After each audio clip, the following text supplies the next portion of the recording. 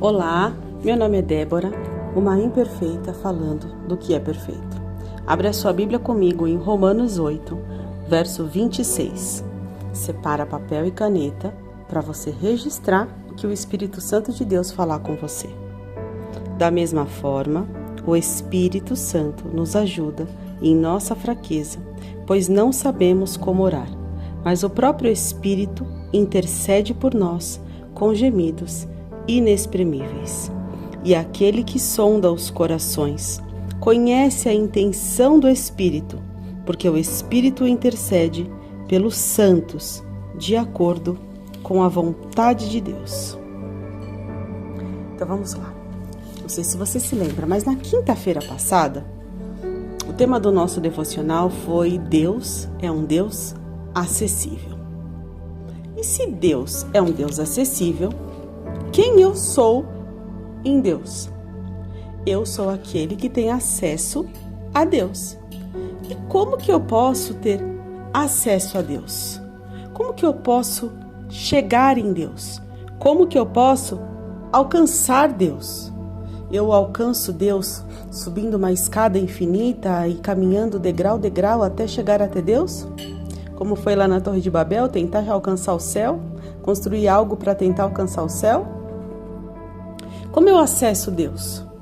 E aí aqui em Romanos, nós vamos ter uma explicação e uma forma de nos conduzir a acessar esse nosso Deus.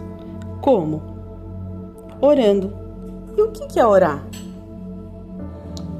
Talvez você tenha ouvido que para orar tem que ser alguém que já tenha experiências, alguém que tenha conhecimento, tenha que ser alguém que domine o conhecimento bíblico, ou tem que ser alguém que para fazer uma oração específica, ela tem que ter sido consagrada, essa oração só pode ser feita por um pastor, ou por um presbítero, ou por um líder.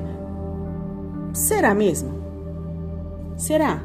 Se Deus é um Deus acessível, então Deus não é mais acessível, porque se tem determinadas orações que têm que ser feitas por determinados tipos de pessoas, por determinadas funções ou por determinados cargos, então Deus não é acessível.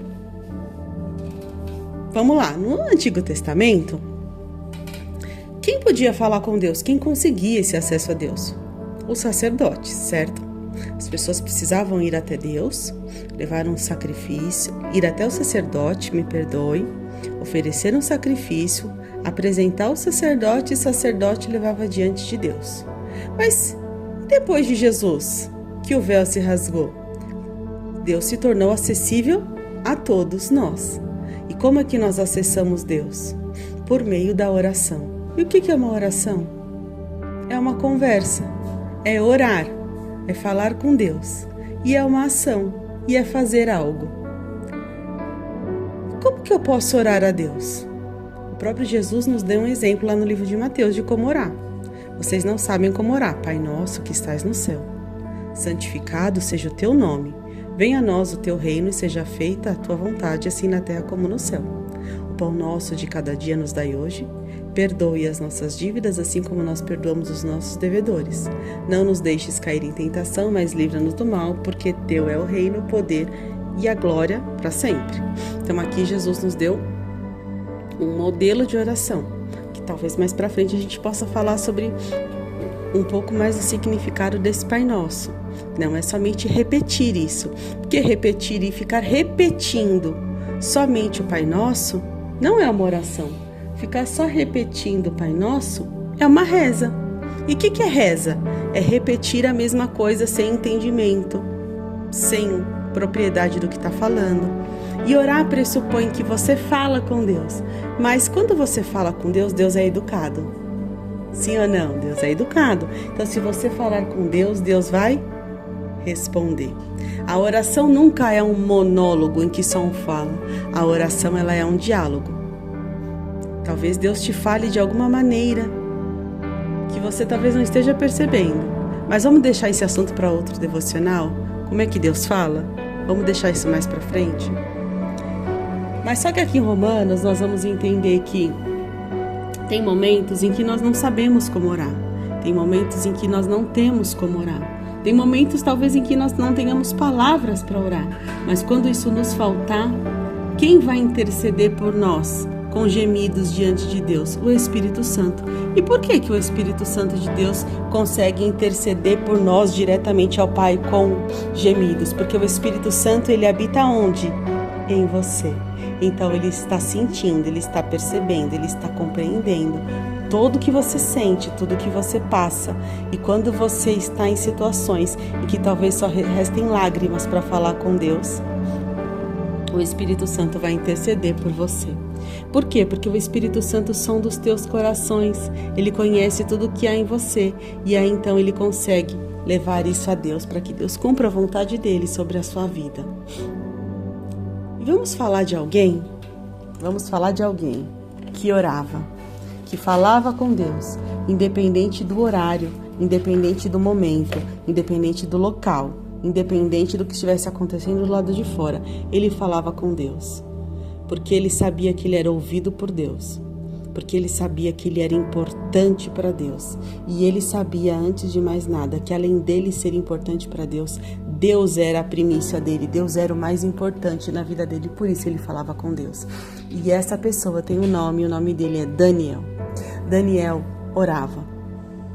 E porque Daniel falava com Deus, porque Daniel acessava Deus, e porque Daniel era importante para Deus numa dada situação, ainda que no território mais improvável, ainda que num cenário um tanto quanto improvável, ainda que num ambiente completamente desfavorável, ainda com inimigos que seria impossível ele lutar, Daniel um dia esteve numa cova, num lugar onde tinham leões para devorá-lo, mas porque Daniel sempre acessou a Deus Pai através da oração.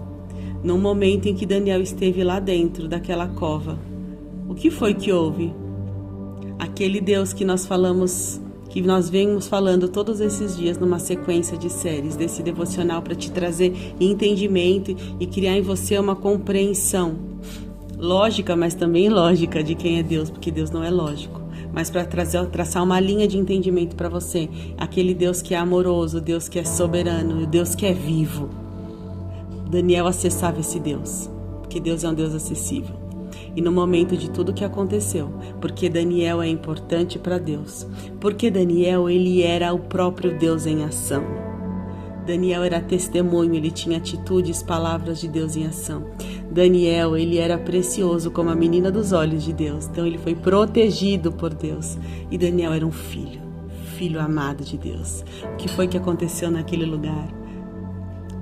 Leão não comeu Daniel.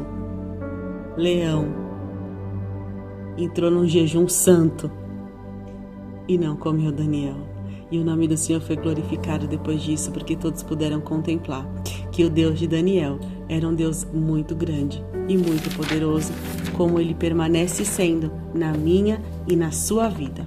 E agora que você leu e ouviu uma mensagem de Deus para o seu coração, separa um tempo para orar, para conversar com o nosso Deus Pai. E lembre-se, envie e compartilhe em amor essa palavra com mais alguém. Deus te abençoe e até a próxima.